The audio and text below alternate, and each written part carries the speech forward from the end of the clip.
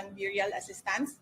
And then meron din kaming Magnegosyo Taday. Ito yung entrepreneurship program ng Office of the Vice President. So meron tayong ceremonial turnover ngayong hapon, yung check nila to follow doon sa ating beneficiary cooperative. Okay, next question, Ms. Madeline, 93.7. Ms. Madeline. I have a question, VP. Yes, ma'am. Update lang po sa itong typhoon relief efforts po for OBP na take an update an VP. Yes, ma'am.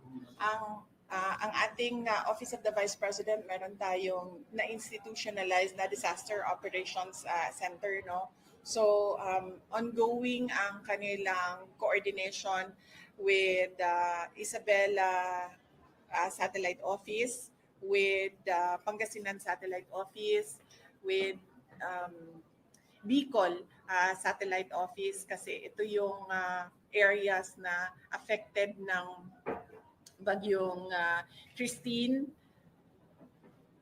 Pepito, and Marcy.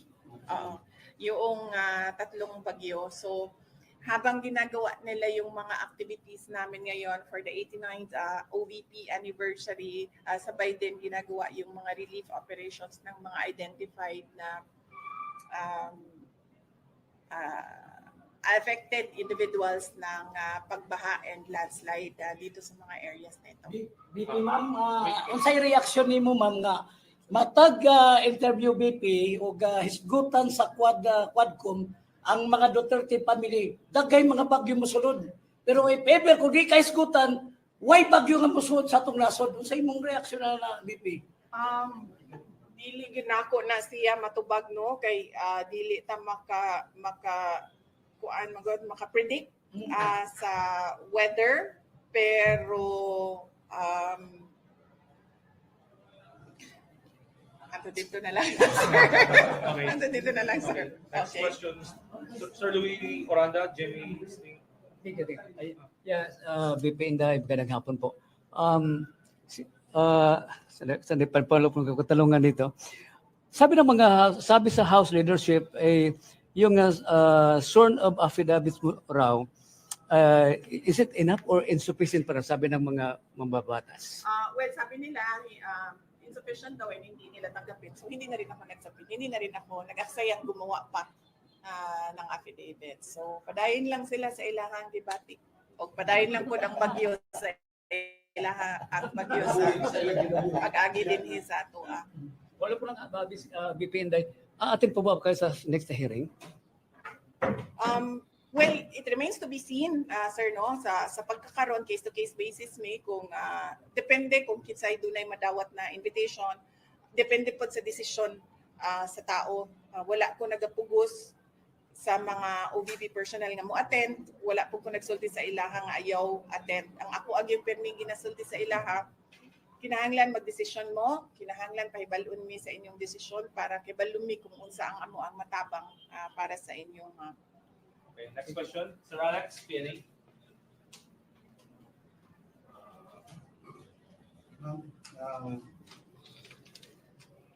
Comment po, ma'am, sa yung sinabi ni Congressman Congo na the Office of the Vice President should be blamed kung mawalan mo ng 200 jobs ang OVP satellite offices. As I said, sir, no, dili na kong mutupag sa ilaha, kaning mga nagapangalan sa ilahang kaugalingon o young boons din sa ato ang House of Representatives. Next question, Marlo. Klaro ba to? Boons. Marlon Tibugan. Ma'am, reaction mo lang, ma'am, sa ongoing na investigation regarding sa drug on war at saka extrajudicial killing. Yes. So, pareho po sa investigation nila sa Office of the Vice President, kung kinsa man tong mga ginapatawag, ginaingnan nako sila nga ilahan ng desisyon, personal na desisyon dapat sa tao kung mo attend siya o dili, o pahibalon ko or pahibalon mi para kibalon mi kung unsa mo ang matabang sa tao nga mo attend or sa tao nga dili mo attend. There's a phone-in question from the OVP media in Manila. Reaction on the supposed 1 million bounty placed by the HR committee on the para po sa pagkakakita kay at sa alleged CIF signatory Mary Grace Piat. I have no comment on that, no, because I've not seen the acknowledgement receipt na kanila na sinasabi, because basically lahat ng mga documents hindi siya dumadaan sa akin, dumidiretso siya sa SDO and sinasubmit siya sa ICFAO, yung office ng COA na gumagawa ng audit ng confidential funds. So hindi ako makakomment, lalong-lalo na hindi namin alam kung paano pinroseso ang pagbigay ng copies ng ARs or ng submissions namin sa COA to the House of Representatives, and sino ang nag-handle noong mga documents.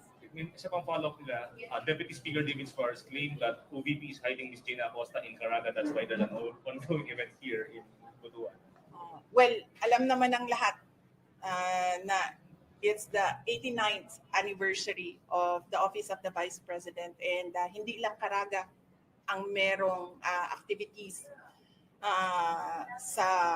in relation to the anniversary, no. In fact, sa susunod na araw nasa Bukidnon kami for Southern Mindanao, Central Mindanao, and then nasa Lanao del Sur kami for Western Mindanao, and then for BARM, and then nasa Isabela City kami for Western Mindanao, and then meron din kami sa Cebu, meron din kami sa Leyte, meron din kami sa Ifugao. All these were planned and prepared last year when we proposed our budget in relation to our Thanksgiving activities, in relation to our anniversary. November 15 yung anniversary, pero before and after November 15, madaming activities ang Office of the Vice President. Next question, Sir Fred, please go ahead.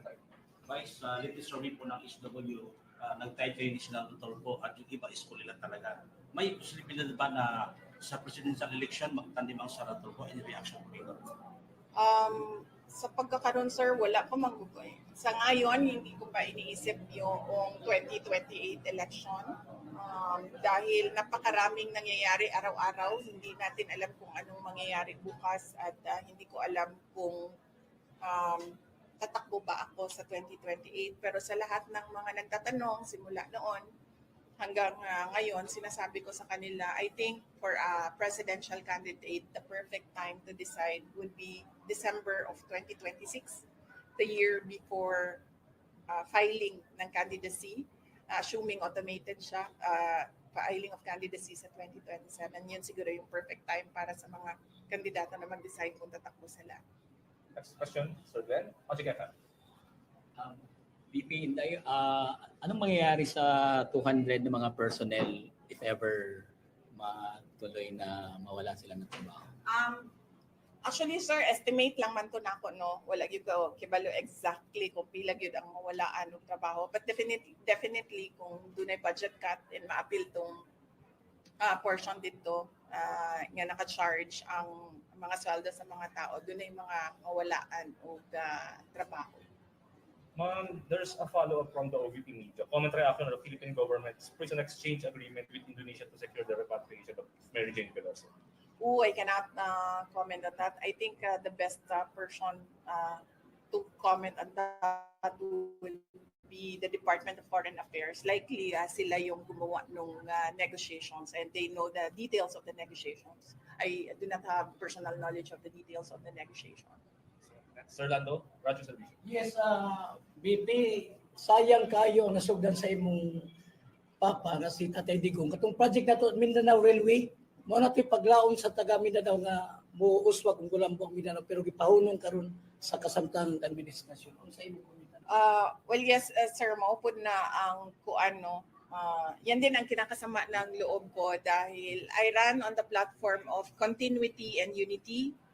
Particularly the Build program of the previous administration of President Duterte. And in fact, hindi lang yung Mindanao Railway ang unappropriated ang Philippine government part, no, na mga obligations. Meron pang mga ibang mga projects na ganun din hanggang ngayon. Kaya masakit sa loob ko dahil napakalaking tulong niyan, hindi lang sa Mindanao, lahat ng mga projects sa buong bansa. And we are still hopeful na matutuloy yung mga build, big ticket projects. Sir Ray, one more Raja. Vice, good afternoon. Tuloy-tuloy pa rin ba yung magiging programa ninyo, yung pagbibigay ng ayuda, possible next year, lalo pat ginigipit ngayon yung budget na hinihingi ninyo? Okay. Sa Office of the Vice President, sir, wala kaming ayuda. Pag merong humihingi sa amin ng ayuda, we usually refer it to DSWD because ang prinsipyo namin, sir, hindi dapat ayuda ang binibigay sa tao na nangangailangan. Dapat binibigyan siya ng mapayapang pamumuhay. Dapat binibigyan siya ng oportunidad para makapagnegosyo. Dapat binibigyan siya ng oportunidad na makapaghanap ng trabaho. Yun yung prinsipyo namin.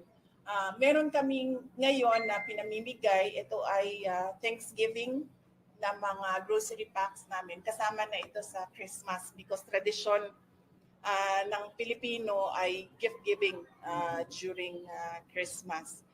Meron din kaming rice box. Binibigay namin ito sa individuals in crisis. Pero yung sabihin mo na tira bahala nga panghatag og ayuda, wala kaming ganon sa OVP.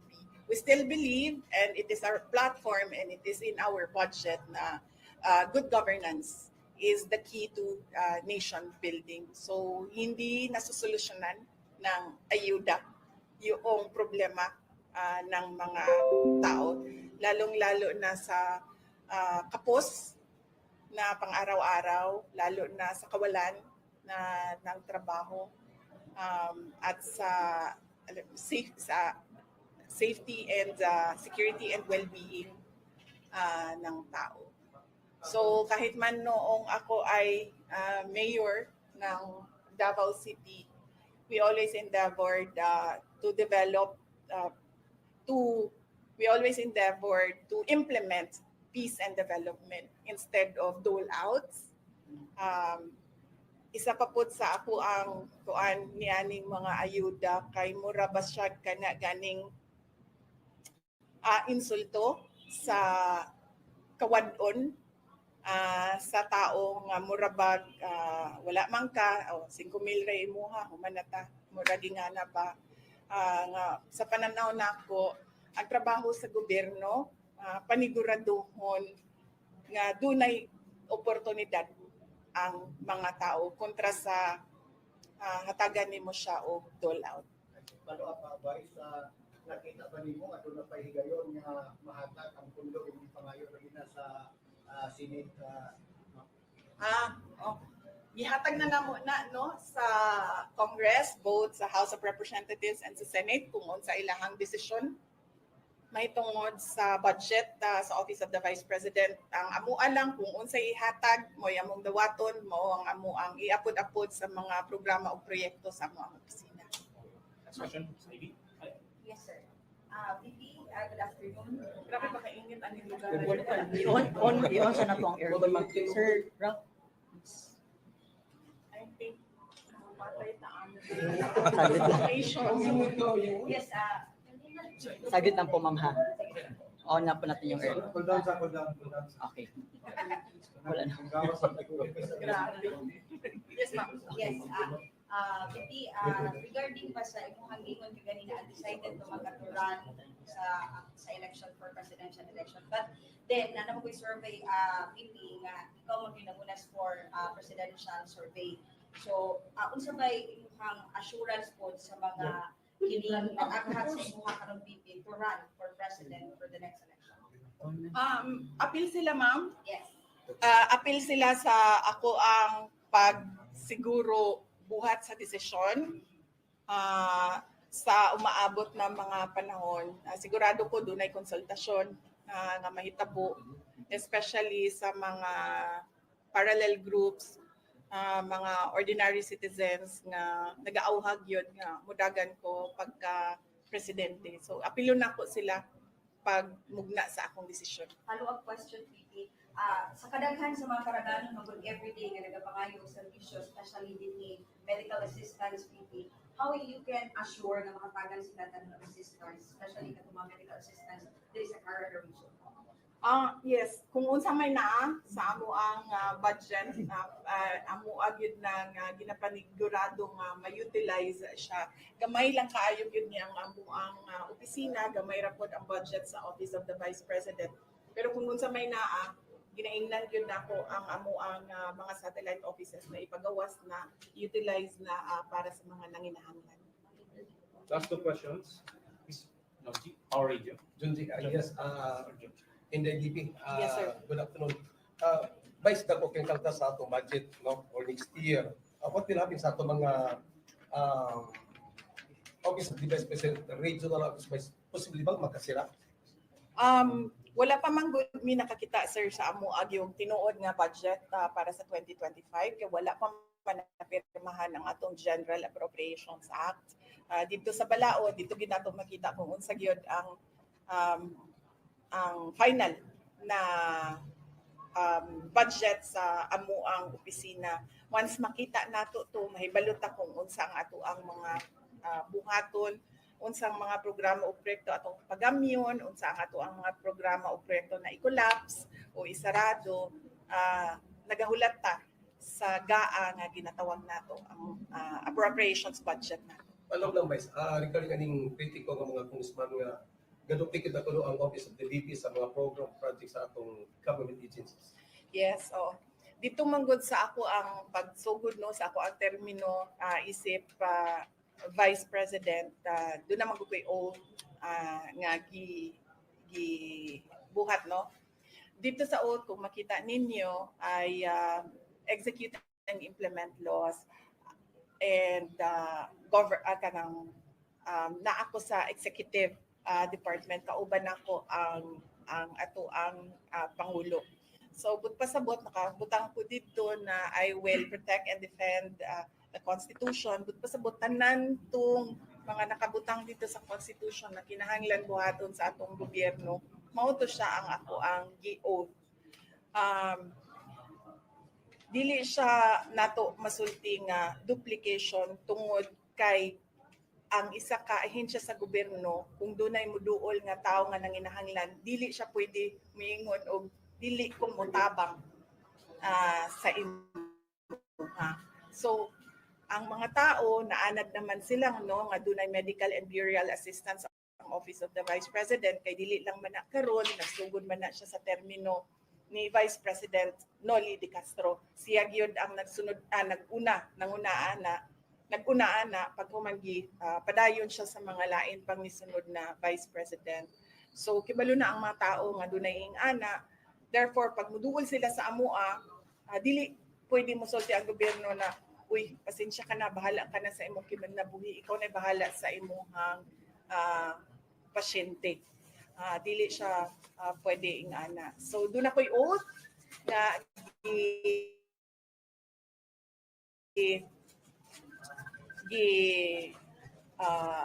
undertake na dito sa ako ang oath na tanan nga naa sa konstitusyon nato kinahanglan gampanan sa isa ka Vice President. Therefore, dili ko pwede modili sa mga tao nga nangayo tabang. Sir, singit lang po, regarding po sa katatapos lang na turnover ceremony, ano po ang ilan sa mga batayan para ma-qualify as beneficiary na magnegosyo tayo? Ay, yes ma'am. Doon na tayo guidelines ma'am para mag-apply ang ato ang mga associations, ato ang mga cooperatives, and even individuals no pwede mag-apply sa magnegosyo taday. Mag-anhilang sila sa ato ang satellite office kung taga dinhi sila sa Caraga or Northern Mindanao dinhi sa Butuan City. Tapos kuhaon nila tong mga requirements nato para mag-apply sa grant, financial grant, and i-process na mo siya. Final question, Sir King. Okay, ma'am, what is your biggest biggest challenge karon as Vice President sa Pilipinas? Actually, ang ako ang mga kauban sa Office of the Vice President kay kung makita ninyo, luwigid kayo sila sa pag-persecute sa ako, sa paghukod sa ako, sa pagdaot sa ako ang pangalan, na-appeal ang ilahang trabaho, na-appeal ang ilahang pangalan. And maluoy ko tungod kay, as I said, ako politiko man ko, mga politiko, gubaon magina imong pangalan because there's a race, no? So para makalamang ang kalaban, mandaot yun na sila og ilahang kakompetensya sa politika. Pero kanimo mga kauban nako sa Office of the Vice President, dili ni sila mga politiko, dili pud sila mga political officers. Naanad lang yun ni sila nga magtrabaho. Mao man gyud na ang amuang delineation din sa opisina. Ako ang politiko, sila ang magtrabaho sa panggobyerno. That is the reason also nga bawal gyud ang mamolitika diri sa amo ang mga satellite offices and even sa amo ang central office because there's a standing order na ako lang ang politician, silang tanan, serbisyo lang ang ilahang buhaton. So mao na siya ako ang biggest challenge karon kay pirmi ko maguna-una paunsa ko makatabang sa ilaha and pirmi ko maguna-una nga maluoy ko sa ilaha nga nadaot ang ilahang pangalan ug ang ilahang reputasyon niya. Dili baya basta-basta nang ingana no kay tungod ang tao baya wala kay bahandi, wala kay laing kana ganing treasure kundi ang imuhang pagkatawag ang imuhang pangalan. Mag-isag sige kag no ma'am, pero unsa may sikreto sa Vice President nga guwapa magigihapon kayo? Basta termina ko na siya ginasulti sir no sa tanan kung asa man ko moabot ginasulti ginako na basta Pilipina guwapa gyud na. Tungod kay ang atuang nasod nakaproduce ta og 4 ka buok Miss Universe. Sa Miss Universe lang na do na pay laing mga competition nga do na pud tay mga nidaog. So walay question sa world-renowned beauty of a Filipina. Ma'am, lastly ma'am, imong Christmas greetings ma'am for Caraga dito. Yes, oo. Naghinaot ko nga malipayon ang celebration sa Pasko sa ato ang mga kaigsuonan dinhi sa Caraga o sa Northern Mindanao. Bahala na dili garbo, bahala na dili dako, bahala na dili mahalon ang ato ang mga regalo. Ang importante na lipay ang ato ang mga minahal sa kinabuhi tungod sa atong kamaayo sa ilaha. Thank you. Thank you.